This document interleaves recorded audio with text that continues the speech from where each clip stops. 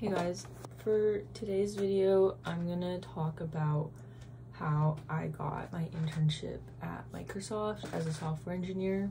And I just wanna say a quick disclaimer, like, this is by no means the only way to get an internship there or at any company. This is just my process, and it seemed to have worked for me specifically, but like, I'm not an interviewer, and I like genuinely have no idea what exactly they're looking for. This is just what I did, so take it with a grain of salt.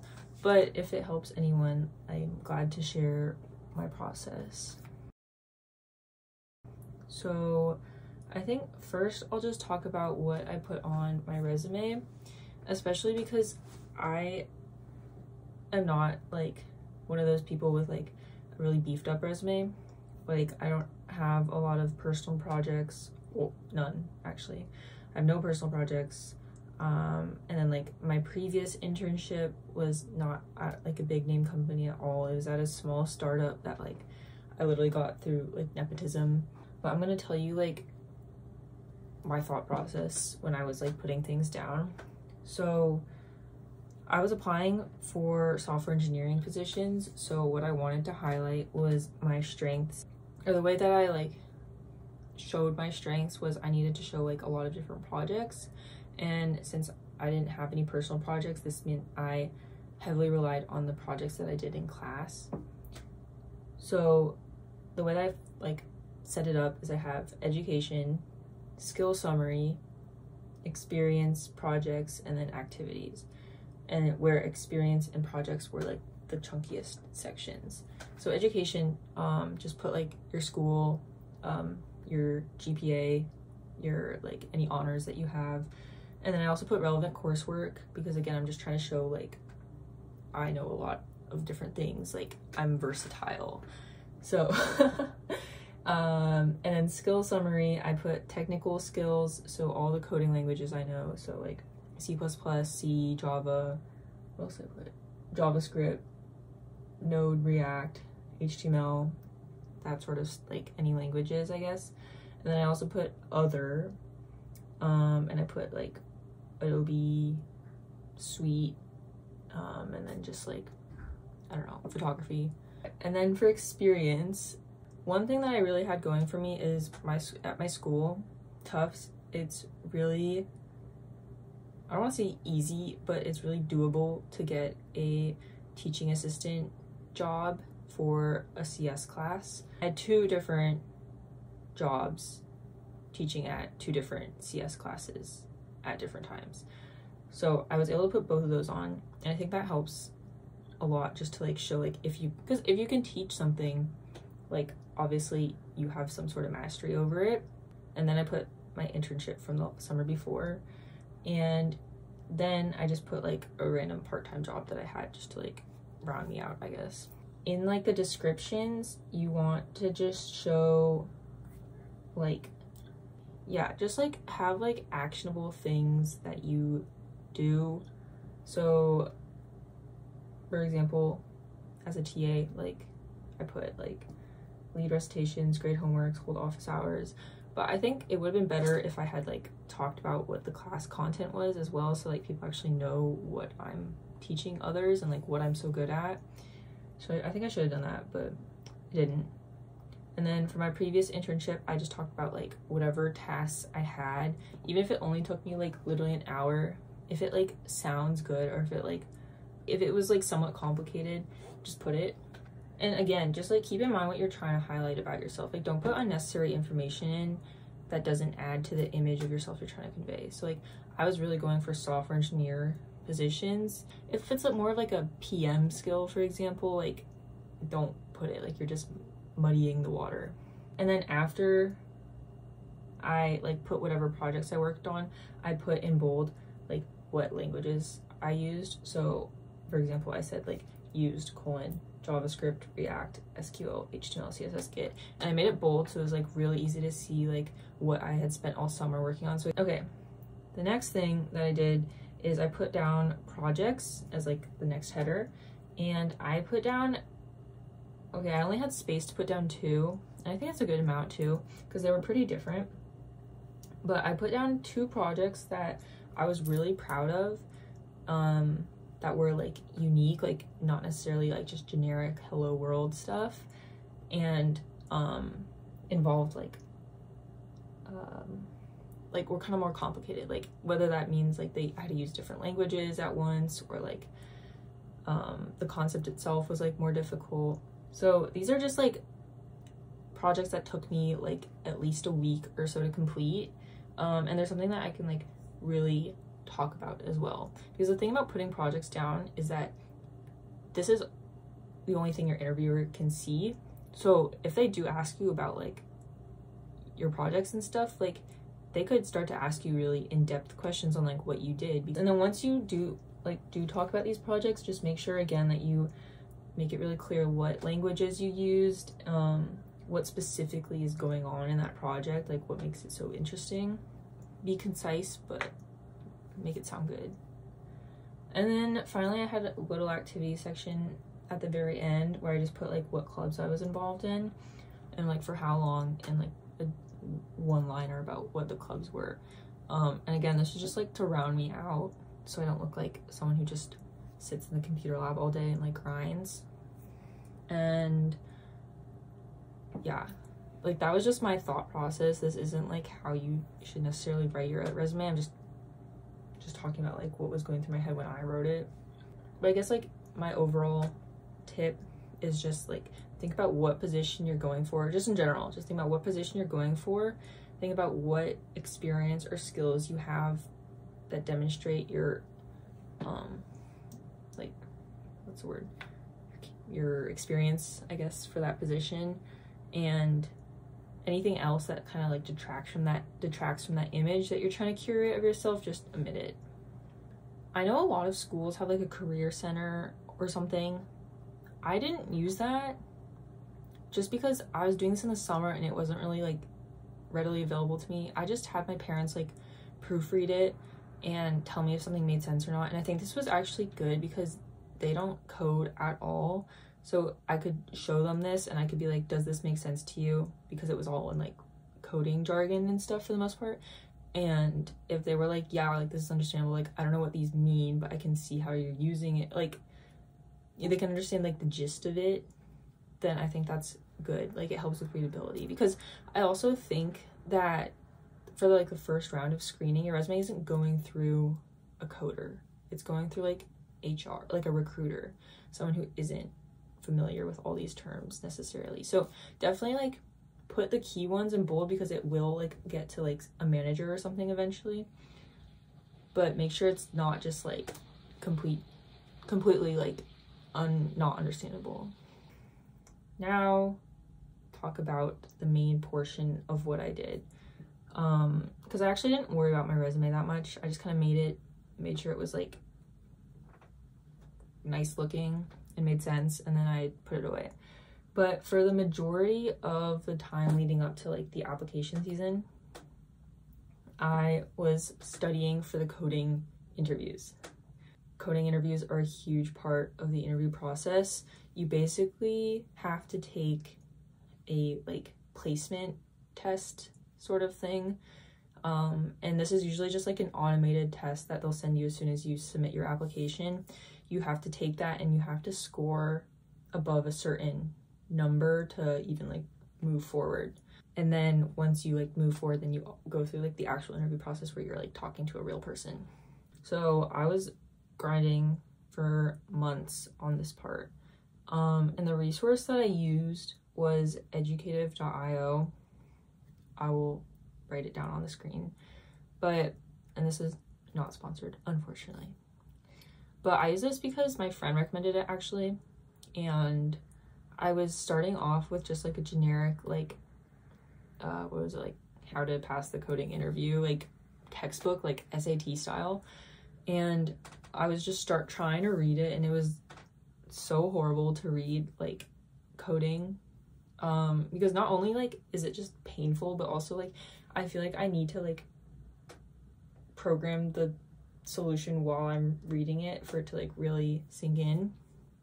So I was reading this like thick textbook, and it had like multiple choices and shit. It was horrible. So I was like, I need to find something else, and I was gonna just do like LeetCode, but my friend recommended educative.io because they actually, it's like more of like an online class situation instead of just like a free-for-all with the problems. So yeah, I just bought a subscription for that, and it was worth it in my opinion. After I like went through all the units of like possible coding interview type questions, then I would just hit LeetCode like once or twice, 3 times a week, at least like to do like 5 or so problems. And I would focus on, or like problems that were commonly asked in interviews from like the year before. I would say like, unless you're like a genius, like which I'm not, you would probably like mostly spend your time just studying for the coding interview questions. I'm going to talk about like how the interview timeline works. So when I was applying for this internship, I was a rising junior. I was studying and writing my resume and doing all that summer. So the summer between sophomore and junior year. Then, like as summer was ending / junior year was starting, I started applying all these internships for the coming summer. So you basically have to apply a year in advance. I spent the majority of the time in applying for things in August. I was so worried when I was applying, because when I was applying, it was during like the really bad job market period. So basically I was just like, I'm going to apply to every single software engineering position that I see. LinkedIn, Google, Glassdoor, like Backdoor or something, like everything. I was like, I had accounts on like 5 different sites, like job posting sites. And I also would go to specific companies just like off the top of my head and be like, Microsoft internship summer 2020 blah blah blah application, and just apply. So in total, I literally applied to 132 internships. It's really not too bad to just apply to 130, because you don't really have to write cover letters for the most part. Like some companies I did have to write cover letters for, like maybe 10. So it's not that bad. And then I'll tell you my stats, because I actually made an entire Google sheet just to like track which companies I had applied to, like which ones had sent me a hacker rank or a code signal. And then those are like the websites that they use to like give you that baseline test. And like, yeah, so which ones had sent me one of those, which ones I had done, which ones I still needed to do. They're like the different locations I was looking at, when I applied to them, and then like what my status was. So if I was in the middle of interviewing, if I got rejected flat out, if it was under review still, aka they ghosted me, or if I got an offer. So of my 132, 10 of them I've like stopped properly tracking, so I'm gonna omit those. So of my 122, 38 I got flat out rejected from, 76 I got ghosted from, or like under review, and I got 4 offers. 4.5 actually. Yeah. So 4 offers out of 132 applications. 4.5. But I kind of like thought this would happen just because of the job market and everything. So I'm actually pretty proud of getting 4. Like I literally thought I would only get 1. So let me just talk about my personal timeline before I talk about the specific interview process for Microsoft. The first offer that I got was from a smaller company in Boston, and they were more like a consulting company. And they gave me an offer really early in the application process. So they gave me this offer like, oh my gosh, I want to say like October, like really early. I said yes to this because once you get an offer, you have a small amount of time to consider it. So like a week, maybe 2 if you ask for an extension. And at this point, I was like, I mean, this was so early, I just didn't know. So I was like, I need to say yes to this one because the job market is so bad. Like, I can't take anything for granted. Then as I continued to apply, I started getting more interviews from other companies just because like that one was so early. That was like unnaturally early. Okay, so within like the span of a week in early December, I heard back from 2 other companies, both with an offer. And at that point, since I had already accepted this first company's offer, I actually had to call my recruiter and renege, which I know everyone says like you shouldn't do, but I think like as an intern, they don't really care. They don't have as much invested in you, just because you're like a lot cheaper and you're also temporary. So when I called to renege, the recruiter was totally nice and totally understood. I just said something like generic, like, thank you so much for your offer. Like, I'm really excited about it. Unfortunately, I'm going to have to renege. And I didn't give any reason. I wasn't like, I'm choosing another company or something over you. The thing is, like, my school was really, really insistent that reneging is like the worst thing in the world to do because it like destroys a relationship with this company. But I didn't really have a relationship with this company in the first place. And when I like did it, she was super nice. Anyways, let me explain my 4.5 offer. So the half offer is basically, I got like accepted, but they didn't have like space or like funding for me when they gave me the offer. So they're like, we need to hear back if we can still take an intern. If we can, like, we are gonna take you, sort of. But they never like did that. Also, that was after I had already gotten my Microsoft offer, so I was kind of like, whatever, you know? Yeah, okay, I'll talk about the actual interview process now. So, like I said, you submit all your applications, which is basically just your resume and maybe a cover letter. Just fill in all the information, fill it out as much as you want, and then you wait. And companies, if they're on top of it, they'll either immediately have like an automated hacker rank that they'll just email you to email you in like a day or so, or you'll have to wait a little bit. Just as you get these hacker ranks or code signals or whatever they are, set aside a good chunk of time to do it. Just try your best. I heard there's like a system to grading it. I didn't know about this until like literally a few months ago, so maybe look that up because I don't know anymore.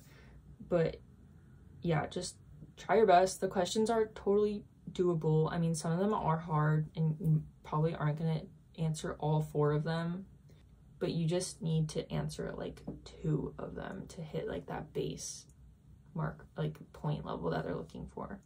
Once you submit that, you are just waiting to hear back from them. And this could take like a week or it could take months. Just be patient, I guess, and hope. And just continue to apply. Just keep applying. So if you do hear back, then you'll have 1 to 2 interviews. Usually you'll have like some sort of phone screening where they're just gonna call you and you're just gonna chat with a recruiter for like 10 to 15 minutes. And then if that goes well, then you'll have a real interview with like a real programmer, and they'll give you 1 or 2, maybe 3 questions on Zoom. You'll like type out the answer while they're staring at you, and then if that goes well, they'll give you an offer. Let me talk about it in more of an advice way. So for Microsoft, like I said, I like took their code signal test and then they literally like ghosted me for like months. I literally thought it was over between us. But then randomly I get a call Oh, at this point also, just pick up any calls that you get. Just assume it could be like a recruiter. Just pick it up. So I get this random call and I pick it up and I'm like, hello. And they're like, oh, hi, like this is Microsoft. We just got your application. And I was like, oh my God, that's great. Like, whatever. So then they're like, oh, like, is it okay if we just chat for like 10-15 minutes about like, and I just ask you a few questions? And of course you're gonna be like, yeah, of course, I'm totally free because it's Microsoft. I don't specifically remember the questions, but they're all gonna be generally the same. It's like, oh, so like, why are you interested in this position? And so the person on the phone is not a programmer. They're the recruiter. They're literally just calling you to make sure you're like a normal, nice person. So just be nice and charming, okay? And have your answers ready. And I don't mean like your phone specific answers. I mean, you should be practicing what you're gonna say during interviews, like in addition to studying like leak code and stuff. Because they always ask you the same things. Like, why are you interested in this position? Can you tell me about a time where you like struggled with like working in a group or something? Like, can you tell me about a time that you had to take leadership? Like generic interview questions, just look it up. You can just find these, or ask your parents. Literally ask your parents, they know, okay? Just practice with them and get your story straight. So for me, like my little story was like, oh, like, tell me about yourself. Oh, like I actually didn't think I was gonna major in CS because I always wanted to be like a writer because I love just like creating, and like all my hobbies include like knitting and like art and stuff. I just love creating. But I ended up taking an intro to CS class and I loved it because I realized that I can still create, like, and I can still be creative in just a different format. And I realized I actually really love solving problems. And I can still like apply all my artistic strategy and stuff like that. But you see how it like encapsulates a little bit like who I am and then why I actually have this interest. Because they don't want you to just be like, oh, I just want money. Like, they want to like have someone with like a personality, you know? So dig deep, think about your past experience, think about how you could use it and have it ready, okay? Because then her next question is like, oh, like that's so great, like tell me about one of the projects you've been working on, okay? And I had that ready too, okay? I was like, yeah, like last semester I had a really fun project where I got to create a website with these people and it was really fun to work with everybody. Like, okay, have it ready. Hang up, then you're waiting for like 5 days to hear back if it went well or not, okay? Now, if you're a Rizlord like me, the phone interviews are always going to be the gateway to the real interview. Like, every time I got a phone interview, I was able to get a real interview, okay? And I think that's because I was prepared with my answers, I was nice, I was polite, and I was, like, enthusiastic, okay? Like, I was, like, smiling, even though it's on the phone, you know? I was like, so definitely don't underestimate that part. I'm just going to reiterate, okay? Every time I got a phone interview, I was able to move forward into a real interview. Microsoft, actually, before that happened, I had another little like phone call with the manager. And this was actually just over Zoom and we were just chatting. And again, you're just trying to riz them up, okay? I was a little bit more nervous because he's actually the manager, so he actually like knows like programming things, and obviously like in terms of experience I'm way below him, but like I still want to try and impress him. Don't just be calm, nice, polite, enthusiastic, and have your story straight, okay? But this one was like a little bit more off the books, and I think this one was specifically just to see like, am I passionate, am I like easy to like talk to, do I seem like I would be like interested in learning, or do I seem like know-it-all, like do I seem like someone who like would be adverse in a group environment, like behavioral situations. And then like once we did start talking about my actual coding experience, like my projects and stuff, like he would ask me a lot more in-depth questions. So also make sure that you know what you've done. Don't forget to study for that part too, okay? After that one also went well because I'm a Rizlord, then you get into like normal interview. So for the normal interview, I actually interviewed with someone who would later be on my team. You like say hi, she like asks you a few questions, just be nice and polite, and then you're gonna start once they give you the question, you have like 20 minutes or so to do it. And not because it's like they want to see how fast you can do it, but like they have other stuff to do. Like they can't be on a Zoom call with you for hours, you know? So they're gonna give you like 20-15 minutes, depends how many questions they want you to answer. And while you're solving the question with them, you need to like talk about your strategy so they can understand your thought process and how your mind works. One of the questions I got was literally a dynamic program question, so I was like shitting myself, but just stay calm and just talk about it, okay? I was like reading the question, I was like, okay, this sounds like a dynamic programming question. Like, I think I need to like calculate like this first, and then it will like, you know, talk about it. And she was like, yeah, like, I think that sounds good. Like, okay, like, I'm just gonna try it out. Like, imagine coding for an assignment and someone like 1 or 2 years younger than you, like in your major, still is just like looking over your shoulder, like watching you work, and you're just like trying to explain it to them. Like, that's how you do it. It's okay if you get it wrong. Just like don't like throw a fit. Keep an open mind. Be prepared to change it if there's time. Show them that you're still thinking about how you could do it, even though you, like, don't just give up, you know? So I'm just gonna reiterate that, like, yes, you need to grind for the interview and the coding and everything. Like, you need to be lead coding and whatever, but you also need to just practice your interview etiquette. And I think that would made a difference for me, because I'm not a genius, but I am like willing to try again if I get things wrong. Okay, that was a long spiel. Because at the end of the day, they want someone that they can feel comfortable working with. They don't want to hire someone that like kills the vibe of the team. Or the last thing that I'm gonna say is this internship, like during the summer between junior and senior year, is super important, because if it goes well, then you can get potentially a return offer from the company and be set for next year, which is what happened with me. Yeah, I think that's all I have to say. If you guys have any questions, of course, just comment them down below and I'll try my best to answer them.